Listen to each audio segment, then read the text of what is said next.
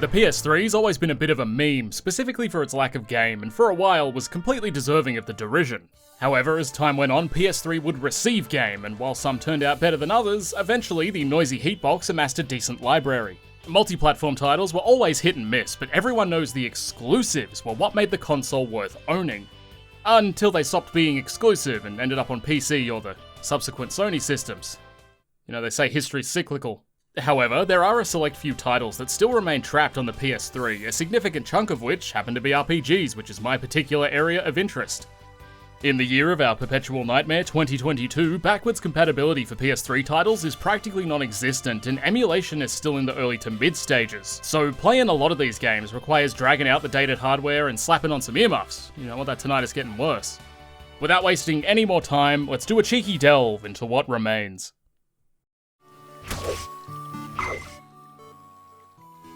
While I personally don't consider this an RPG, many would, and it's close enough, so bear with me. I promise it won't happen again. 3D Dot Game Heroes is a voxel-based Zelda clone, where the goal is to create a sword the size of the screen and eliminate generations of creature with a single swipe. You waddle through dungeons, collecting items that facilitate world exploration, and battle a collection of bosses carefully borrowed from the famous Nintendo property. It features minigames such as a tower defense mode and all sorts of strange references and time wasters, but the coolest shit is how you can fully customize your character. As it's voxel based, you can create your guy as well as their animations from scratch or by using a base. These used to be downloadable, and a small community of autists who hadn't discovered Minecraft yet would fuel the designs, but given that it's over a decade old and all official media is missing, that's mostly gone. I do wonder why this never got ported to other systems, as the PS3 performance is dog shit and the community elements would be best served on a platform like PC, which doesn't have a 5-year life cycle. I'd kill for it to pop up on a modern system, but that's probably never happening. Damn shame too.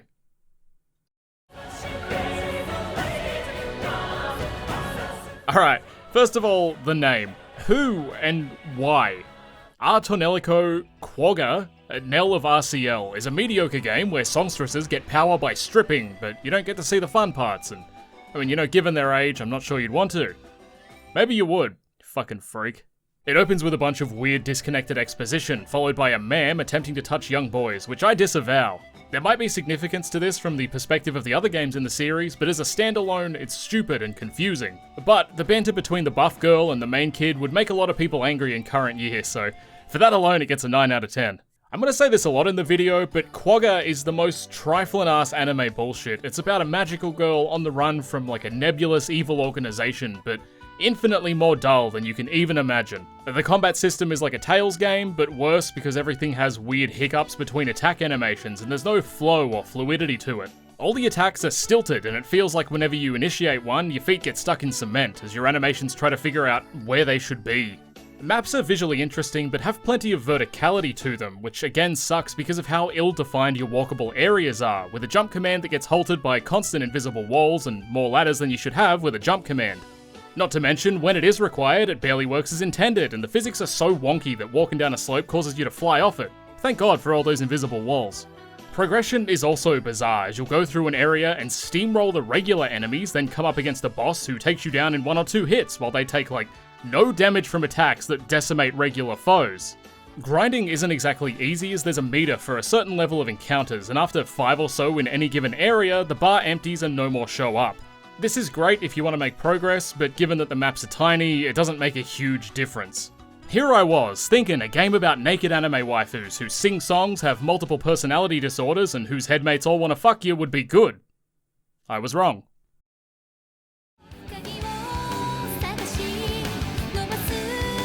Cross Edge is one of those crossover games with a random assortment of heroes from other weeb titles that nobody knows, all slapped into a poor narrative with questionable gameplay.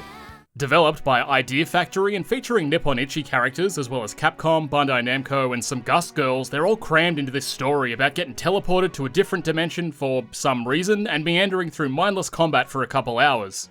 The story sucks, the cutscenes, despite titty, are mind-numbing, and I hate anime and the children contained within. While it's a fairly standard experience for a crossover title, it lacks the flair of shit like Project X Zone or Namco X Capcom, as the combos don't take place in real time and aren't based on juggling. You position up to 4 blokes on a 3x4 grid and each have a set amount of AP to expend on attacks, with a small amount recovering each turn.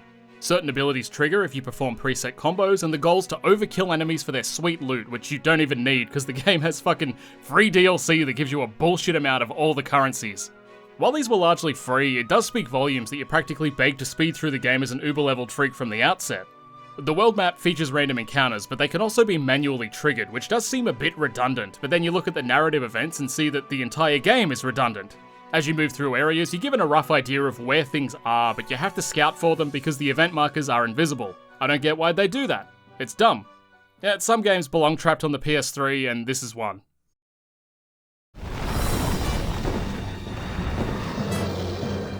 Demon's Souls was recently remastered for the PS5, and I mean everyone knows about the Souls series at this point, so I'm not going to spend much time on it, but I've included it because if you want to play the game that kicked it all off in its primordial form, or if you're a victim to the supply shortages of the new Sony brand plastic box, you can only have that experience on the PS3. It's also still one of the better Souls games. It should absolutely be on PC. I don't know what the fuck they're doing. It's pissing me off. Bloodborne 2 while you're at it. Thank you.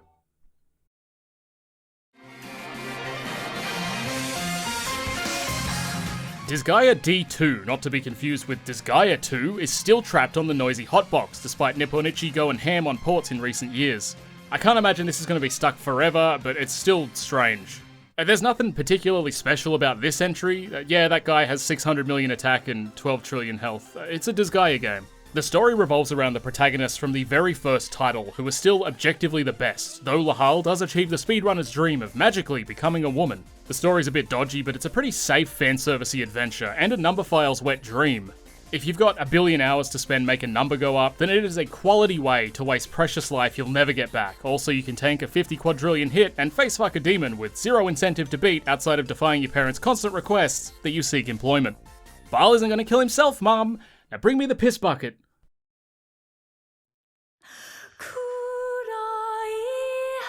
I don't think words can accurately describe Drakengard 3. The best I could say is that whatever the hell it's trying to convey, I do not understand. It's bizarre, it knows it's cool, and from a casual observer, I think that's all that matters. Running around as a typical Japanese boy, cutting down fodder fellas and giant monsters in sub 30 frames a second is a real cinematic masterpiece.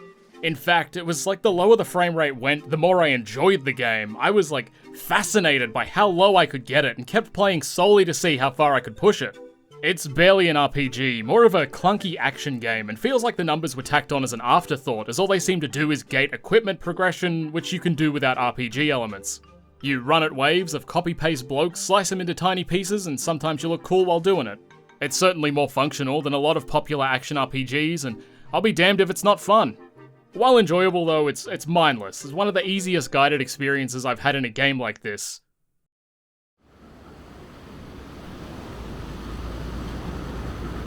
Folklore, a game set in Ireland, somehow managed to be one of the more interesting on the list due to the atmosphere and tone. A game about solving some sort of supernatural mystery with a secondary fairy tale dream world that can be moved to and from through various portals around an Irish cliff. You play as either Keats or Girl and can switch between them, and while the overall story is the same, they have their own unique little bits which can make each point of view worthwhile. Combat consists of binding the 4 face buttons with your collected demons and blasting through the enemies with whatever they'll allow, because they all come with their own weaknesses and resistances. Boy and girl acquired demons also appear the same, but have different effects and applications. It's pretty cool. At first it felt a bit dated and stiff, but the more I played it, the more I slipped into a bizarre rhythm where I really started to feel the flow. As my in-game time increased, so too did my enjoyment, which is the opposite of most games. A few hiccups here and there with the motion controls to capture monsters mid-combat, which kinda sucks if you're up against multiple dudes and you gotta jerk the controller off like Keats is charging crystals with you, but what would the game be without such an underdeveloped gimmick? Marginally better. Areas can overstay their welcome depending on how much you explore and how fast you find the critical path, but each follows its own theme, with the little critters being themed as well. Frame rate's a bit shitty at times and is noticeably worse in certain maps as they all try to shove all these enemies on the screen and you blast them through them with your special demonic particle effects, pushing the poor old system to its limits. Folklore, not unlike a woman, fears the number 30. The story segments are either full of intrigue and mystery or railroaded filler, and never the two shall meet. So in one scene you'll be bored to death by vague nothings, whereas in the next you'll be on the edge of your seat trying to find out more as the chapter closes and you've got to do it all again. The inhabitants of the island add to the ever-growing mystery, and despite some of their dialogue being filler garbage, their presence and demeanour more than makes up for it. You can see its age, but after almost 2 decades, there's still very little like it in terms of location, atmosphere, tone, or gameplay. And I'd love to see it leave the PS3 at some point, so it'd run higher than 20 frames a second, but given that it's been so long, it's probably stuck there.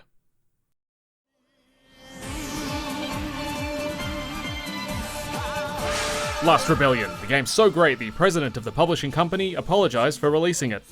The story's nothing, it's anime cutouts and it front-loads JRPG jargon with no hope for redemption, though the illustrations are quite nice, so it's a step above the usual. To my knowledge, this was the first fully 3D title Nippon Ichi released, and I sincerely hope it was their last. Like, good god. What a way to juxtapose your amazing run on the PS2 and PSP with this utter dog shit. Movement sucks, and while you have an attack on the field, you can't hit enemies to initiate combat. They're also fractionally faster than the player, so attempts at flight are met with unwanted battle. What's the fucking point of having field enemies if your encounters are more annoying than random ones? You can swap between 2 characters, the boy and the girl, where the fella restores MP and the female fella restores HP. I've always liked the idea of healing between battles in JRPGs, as it means each skirm can be full of strife and challenge, but it never works out that way. Generally, you just exploit the passive recovery systems and still steamroll enemies in the same repetitious ways. Despite the combat in Last Rebellion actually seeming posed to push against mashing X to win, it still falls into the same sequence of mindless JRPG progression and fodder encounters. CP is not what you think, though for this game it really wouldn't be a surprise. It stands for command points and allows you to perform one action, which can be an attack on a specific body part of a monster, or a magic, or healing, or whatever you do in JRPGs. Not unlike a particular fast food mascot, the 2 fellas share a CP pool and engage in the least enjoyable version of Mastermind ever, where you've got to guess the correct sequence of enemy bits to attack. If you get them correct, you get a bigger combo meter and do more damage. The heavy damage is done with magics, as each attack stamps a particular piece of the enemy, and executing a spell only costs a single CP, but triggers individually for each stamp. You've got to seal enemies when they're low and can draw HP and MP out of them, but it's all just adding unnecessary steps to a very simple system. The optimal route is to go ham on damage and dispatch foes as quickly as possible, which ultimately ends up the same as the spam X mindlessly route they were clearly trying to address. There's a decent amount of customization, you can level and de-level spells, swap them between characters, but it's just not that interesting. Back in the day, most people would buy Last Rebellion because it was about 8 hours long and a guaranteed platinum trophy for beating the game and the 2 secret bosses. Now that nobody cares about trophies anymore, I sincerely hope they don't, it has no value and deserves to be stuck on the PS3.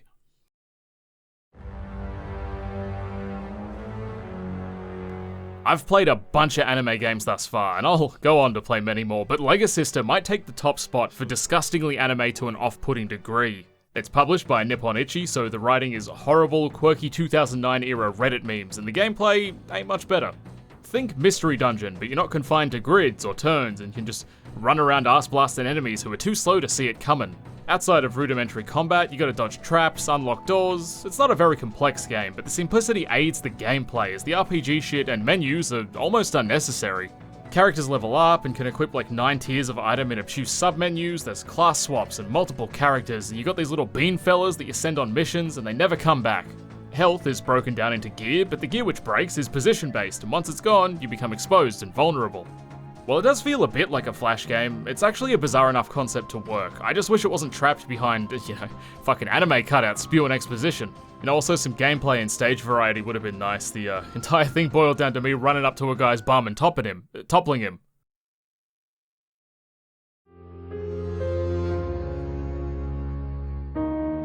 Magus is a game I'd struggle to call an RPG, though it does feature soft role-playing elements, and I guess if I included 3D dot game heroes, this probably counts too.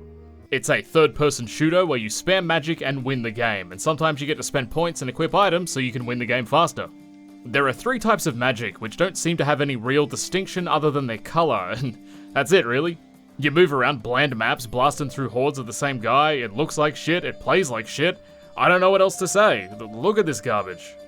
Apparently there's a story in there somewhere, but every dialogue tree seemed to end with you menacingly taunting someone before killing them. Or maybe that was the option I defaulted to because of how fucking bored I was. How did this even release? You know what? I don't care. I don't give a fuck. There's probably info out there that were probably like, oh, EA really pushed us to... I don't even know fucking publisher. EA really pushed us to release this garbage because we needed to make the money back from development. It's like, bro, you spent $12 on this. That's ridiculous.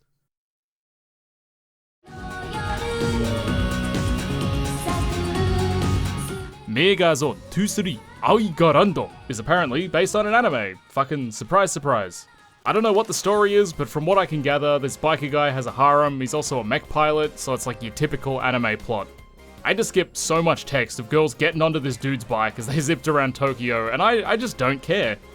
The combat was interesting enough. It's a pretty standard turn-based affair. You've got your punches, your shoulder barges and shit, though I did try to fire on an enemy with no ammo loaded, and all I got was a click, so at the very least, I appreciate the attention to detail. Any game that's not afraid to punish me for being retarded, is fine by me. Animations play out in these stilted breakaway cutscenes where you can clearly see the confines of the loop, but I dug the perspective and the style. You know, despite the simplicity, it's bizarre enough to be intriguing. Between story scenes and combat, the player's tasked with routing a trail through the city, which can result in different events or random encounters, and that's a cool idea. It's just a shame it's all locked behind so much anime bullshit.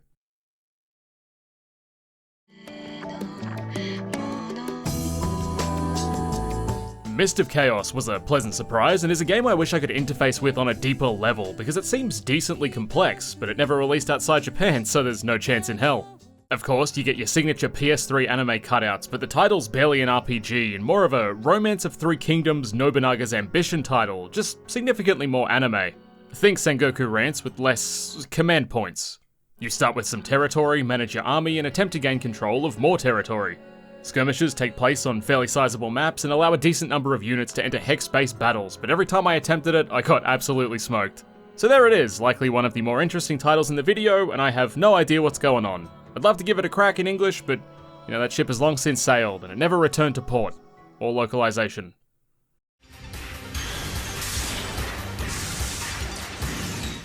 Right, so there's like 10 Super Robot Taisen exclusives on the PS3, but a lot of the wikis have conflicting info or missing info, and frankly, I don't trust any of it.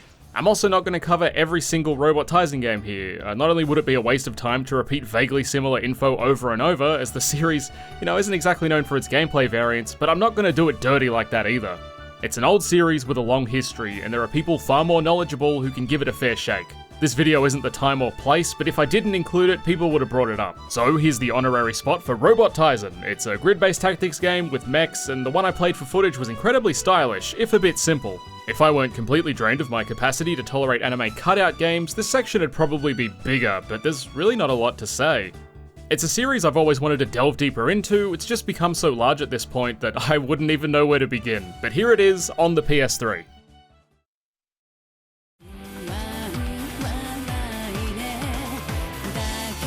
Like the previous section, I'm not going to waste time. Tales of Xillia 1 and 2 are 3D Tales games. If you've ever seen a 3D Tales game, it's that. You spam basic attack during combat, sometimes you use a special, and there's a lot of anime cutouts. I know that's not particularly fair to boil a game down like that, because that applies to like 99% of fucking JRPGs, but the Xillias were the last games I played for this video, and I'm so sick of shitty anime cutout RPGs, I just want it to end, and like the Tales series just so happened to cop the fucking brunt of my disinterest. The first one's about a lab or some shit, and the second's about some guy who owes money to the anime bank. There's a lot of busy work, movement along the third axis has its own button bindings for some reason. I've never really liked the Tales games, and to me, the uneducated consumer, this is just another one. Or another two, I guess. The small amount of gameplay honestly speaks for itself.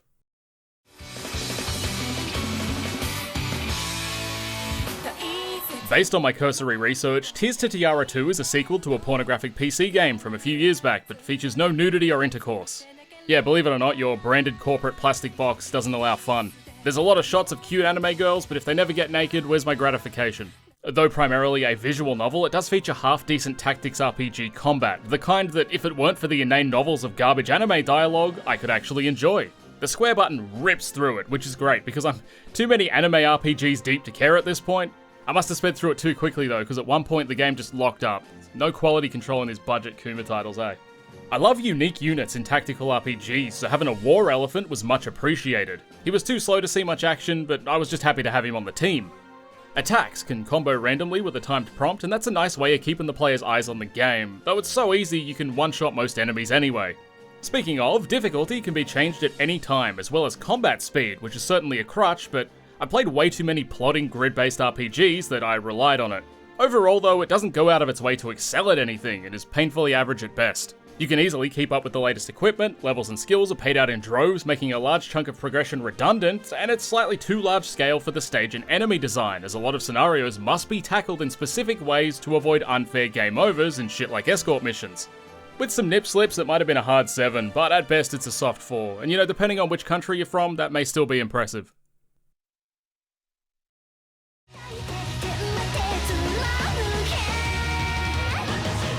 The Guided Fate Paradox is a Nipponichi software title and spiritual successor to Zetai Hero Project on the PSP, which is a fantastic game, recently ported to Switch and PC by the way. I could tell it was a Nipponichi game because my PS3 fans hit 100% within moments of launching it. The appeal of the original is that it was a bizarre story with a stupid parody premise, and the gameplay was like a mystery dungeon roguelike given the Disgaea sheen, which may colour your opinion, but it's actually legit. Go fucking play it. Where the OG title was about a super baby who needed help defeating the ultimate evil and a superhero getting hit by a car on the way to save him, Guided Fate Paradox is about a guy who becomes God and helps folktale characters with stupid problems. It takes itself too seriously with little charm found in the more whimsical moments. It is still absurdist, but far more grounded than it should have been. Holy moly, those tits are Old Testament huge.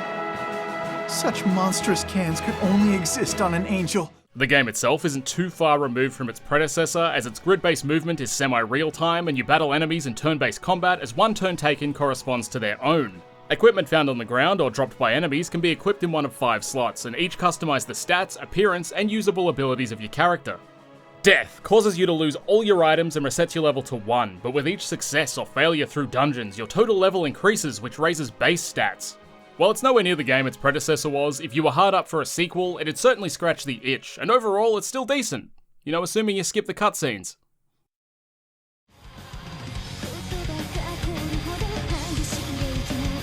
The Awakened Fate Ultimatum is an actual sequel to the Guided Fate Paradox, but where the former was a passable spiritual successor to Zetai Hero Project, Ultimatum takes all the shit that made those titles enjoyable and unique and normifies them until it was little more than a shitty mystery dungeon. For starters, it's 3D instead of being sprite-based, which already sucks, and it takes itself so seriously, I don't think there was a single cringy localized joke, which, you know, you really miss when they're not there. Gameplay is dumbed down as the character customization's been removed, and instead of being able to make your body all weird with crazy equipment combinations, you get 3 slots. One for a weapon, a shield, and an accessory, and while the shield and weapon change visuals, there's no weird body mod transhumanist shit going on, which sucks. I'd say the fact that you can transform into an angle or a devil is why they removed this.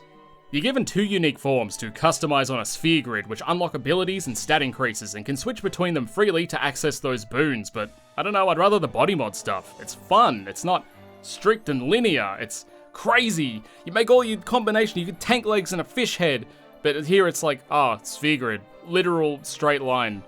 Levels are no longer lost and added to a tally upon finishing a dungeon. Instead, you stay whatever level you were and only lose equipment as a punishment. There's a morality system where you pick color-coded options either focused on killing devils or saving angels, with each unlocking respective power-ups for your transformations.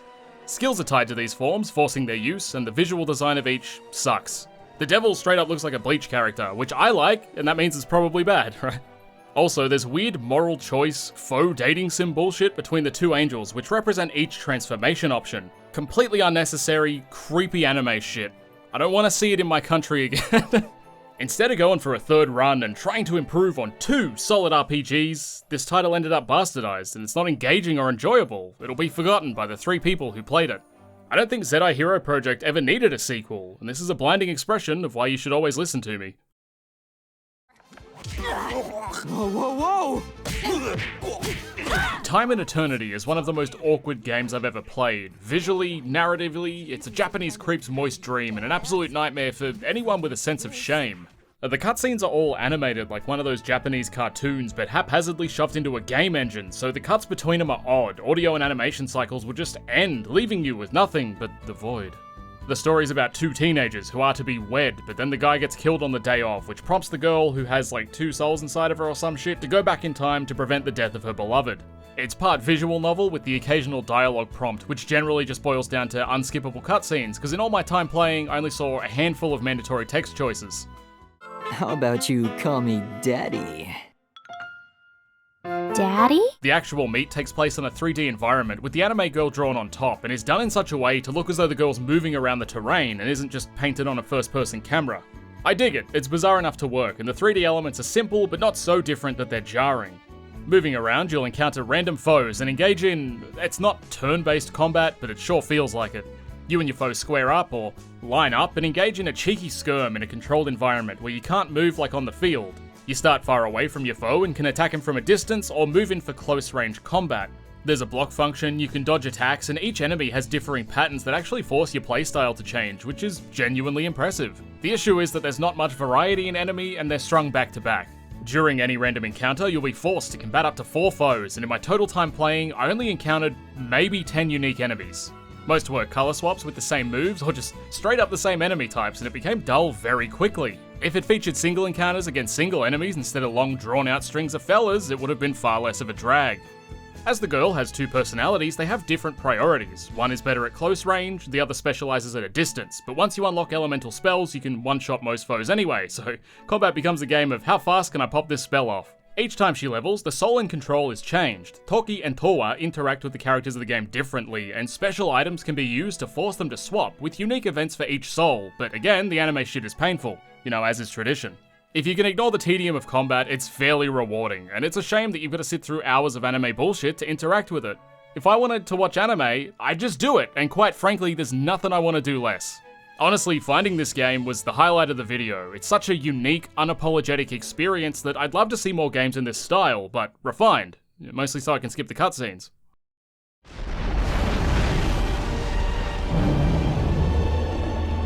Trinity, Souls of Zill is as hard to say as it is to play. Not at all. There's a fair bit of front-loaded story wherein you're shown 3 dudes. There's a red fire boy, an earth chunk, and a blue girl who does flips and shit. They each play differently. For example, the 2 twinks are nimble and have spells, where the big guy is not nimble and has not spells. There's some shit with elves, a genocide and whatever, it's not important. But there are 3 main attacks with the face buttons, and as well as a janky jump, there's also a dodge roll that sometimes works. Combat's quite simple. You mash the basic attack on enemies before resorting to casting spells, because you got too cocky and nearly died spamming basic attacks. It's a little less restrained than a lot of action RPGs, as the maps consist of smaller hubs which can be run through, so you're not locked into a special fighting arena with bland throwaway fodder monsters. Until you are, as one of the big draws and central narrative themes is the arena, in which you can take on throwaway quests to blast through fodder monsters, but in a shorter period and for higher reward. If the entire game were arena quests, I honestly wouldn't mind. They're so snappy and addictive and are solely responsible for most of my playtime. It's a good wind down from the heavily reused areas that offer trickles of underwhelming narrative. The only thing even remotely noteworthy is that your spells can affect the terrain, which adds a new way to engage fiends, but only sometimes, and it's stupidly contextual. Despite this, you can tell that a lot of care went into these smaller aspects, but after the 3rd or 4th time burning hay bales or freezing swamp water, there's not much more that they can offer you in terms of brain stimulation. Soft RPG elements are present, such as equipment and ranks and stuff, but most encounters are bested through a strategic use of magic spam, as there's no limit and enemies mindlessly shuffle towards you. It's an alright game, it's wholly inoffensive.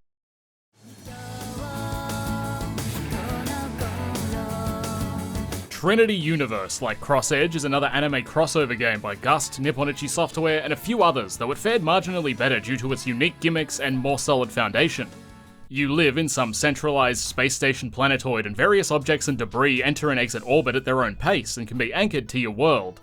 Some of these are dungeons, others are vendors, some are just rubbish. It's quite a neat feature. There's way too many tutorials and more anime shit than the average person can handle, but unlike a few other titles, practically everything can be skipped, so it's a minimal issue. The 7th generation was a dark time, where every single gamer shed one collective brain cell, so we needed 100 tutorials to teach us how to walk. You play as either an idol girl or a dog boy, and recruit the various characters you definitely know from the Weeby series you've definitely played, and make number go up in the process. Combat is based on AP, which is a currency that gets replenished every turn and can be stacked for multiple turns to unleash massive combos. Square does a fast attack with low damage and high hits, Cross is a low hit attack that dishes out a higher damage, Circle is a special effect, and Triangle is magic. I don't really get why all these were necessary. It seemed like my weak attacks would always do more damage than the strong ones because I could get more of them off, and magics are practically useless if you're not a magic character. Particular sequences will deliver special combos that deal additional damage, and that's pretty much the entire system. There are more intricacies, but you'll rarely get to use them, as most enemies don't have the health pool for those factors to come into play. There's not a lot to it, but number go up is definitely addictive. Every dungeon has a boss, and you've got to search for the important elements with your search function, because they're hidden. This is basically just following a coloured line until you get a treasure chest or fight a wave of enemies. Dispatching the boss will make the orbited object unstable, and you've got to race to the finish before you leave orbit as well, but during this time you get a bunch of quality items littered throughout the stage, so there's a risk-reward dynamic of grabbing loot but not getting shipped out to space forever. It's a basic game. It made my PS3 whir like someone had set fire to it, but if you're strictly looking for number go up with a couple of unusual gimmicks to supplement it, you could do a lot worse. That is so fucking loud. You're gonna cook my PlayStation before this fucking video's done. A land that has prospered for over 1,000 years. A land I swore to protect. Untold Legends Dark Kingdom should have remained an Untold Legend because it's dark. Kingdom. Initially, I was primed for this game as it's a spiritual successor of sorts to the Champions of Norath series on the PS2, and I feel for the 7 people whose ears just perked up in excitement, but let's not get ahead of ourselves. It is true that it's effectively a continuation of the series without the EverQuest ties, and it is made by the same developers, but it's a streamlined follow-on from the 2 PSP titles, which are marginally better. The game can be played in third person or top down for the purists such as myself. It features a standard and wide attack, and with different input sequences, different combos can be created. There's special attacks and you can grab and throw enemies, there's a dodge roll now, but with all those additions, it's lost its soul. In the nicest way possible, it feels like a PS2 game. The camera's complete dogshit, enemies appear out of nowhere, physics are jank, and the brave focus on platforming and puzzles kills momentum. Despite all the additions, the combat feels far less mindful than the spiritual predecessors. It feels like they wanted to fuse champions with a slashy beater like God of War, and failed at both because fundamentally they're different kinds of games. There's no stores, little equipment variants, progression is extremely linear, and most of the abilities are broke as fuck. The warrior's straight up got a move that makes him immune to damage and sends whatever hits he would have taken back at his enemies. The thief can put enemies to sleep and deal passive damage over time as they snooze. This, for me, was the most disappointing entry on the list, and not because of what it was, there are far worse games, but because of what it was trying to do. If you're gonna come for the champion, you better Norath miss. All that said, it still has something akin to the water physics of the original titles, so maybe it's not all that bad.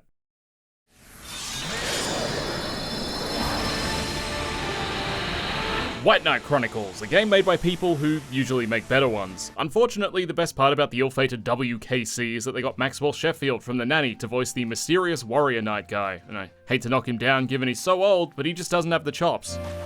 The Norgia tunnels lie eastward, beyond this plane. Every time he speaks, I just want to rewatch The Nanny. It's a good show. It's one of those grand world type games, similar to Final Fantasy XII, where you've got massive, sprawling locales segmented by diverse, bustling towns with all the races and tapestry that come with medieval-ish kingdoms. Also, like Final Fantasy XII, its execution is closer to that of a Western RPG, with that lovely anime twist on top of giant mechs and kaiju-adjacent beasts. Combat is real-time but menu-based, and there's no limits on how close to a foe you have to be to receive your whooping. Level ups grant points for a skill tree where you can specialize in particular weapons or magic, which grant access to executable abilities you can slap into customizable combo attacks. Equipment changes how you look, which was always cool with these kind of games, and oh yeah, you can transform into a giant magical robot knight who's disproportionately strong and trivializes most encounters in the game. He too can be customized. On paper, it sounds so cool, but it's unnecessarily slow. The narrative is garbage and a chunk of content is locked behind an online system which is no longer accessible. Back in the day, you'd be able to play with a bunch of other randos who also got suckered in, each with 900 ping, and who were at the level cap while you just started. You'd go on half a 40-minute quest until it timed out and kicked you. Man, I missed the 7th gen. It was all centered around a system called Georama, wherein you'd build a modest standalone town using resources collected in-game with the intent of uploading them to GeoNet. This would allow you to visit the world of buds and go questing with them. It's a cool idea, but a decade or so after release would see the servers long dead and requiring you to clock quests made for multiple people with your sole character. The maps are pretty open, but cripplingly underused as you're mostly funneled through narrow corridors with linear directions. Sure, you can venture off and explore, but when you do, there's nothing there. Enemies within also feel like they're carelessly placed instead of inhabitants that exist in the terrain naturally. So in addition to being annoying as they all instantly aggro you, they feel like padded filler. The aforementioned combo attacks are a useful tool, as time between turns is slow, and they give you a string of attacks in rapid succession, though with the release of White Knight Chronicles 2, they would be retroactively made redundant. You might be wondering how that could be. Well, the second game contains the entirety of the first on disc and features a bunch of improvements, such as a wider skill tree, with more variety in technique and build, and the most important thing, faster combat. In the original game, turns start charging after the whole attack animation has played out, but in the second title, the timer resets upon execution. Time between turns is decreased and drops a 5 to 15 second recharge time down to just 2 or 3 seconds depending on your equip load and weapon. While it doesn't wholly trivialize combos, it certainly makes them less viable and necessary, but in exchange, the game's playable. Side quests in solo mode also allow your whole party now to compensate for the dead online system. Loot and forage stacks now pay out their entire yield instead of having to mash A repeatedly until they were exhausted. Basically, it's been de-MMO'd with a few quality of life tweaks. It's the significantly better version of a still fairly mediocre experience. Unfortunately, the sequel is no exception. You can import your guy or make a new guy, and it's more of the same, though with their powers combined, they finally achieved the length of a full game. This is, from what I can see, a definitive list, but if I missed anything, I blame English wikis because they're just fucking garbage, especially when it comes to Japanese exclusives. If I did miss something though, please tell me in the comments. A lot of these titles will eventually move to PC and whatever in the future. Given an infinite amount of time, it's inevitable, but as of the time of recording, these are all trapped on the PS3, and for the most part, it's better that way. Thanks for watching.